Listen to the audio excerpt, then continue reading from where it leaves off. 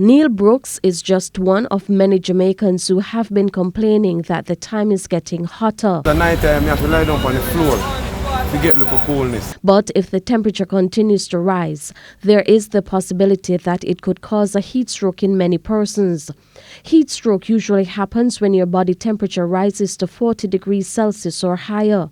Head of the School of Public Health at the University of Technology, Professor Winston Davidson, explains the condition is most common in the summer. Usually people working out there, especially in the summer, when the temperatures rise, and you're working out there in the plantation, cutting cane without any protective,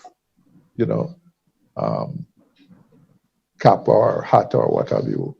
And you reach a critical temperature, critical stage when your body starts to heat up. The wearing of excess clothing, drinking alcohol, and becoming dehydrated are also contributing factors for an individual to get a heat stroke. The person starts to feel weak and start to feel dizzy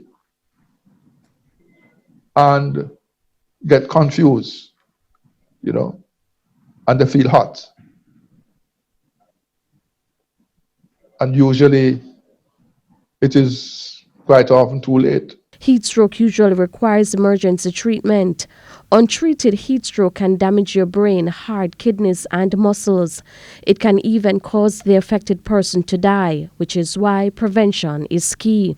You have to make sure that persons who work out there in hot temperatures, when the temperature reaches a certain level, you stop working. You stop working. And there is a range of temperatures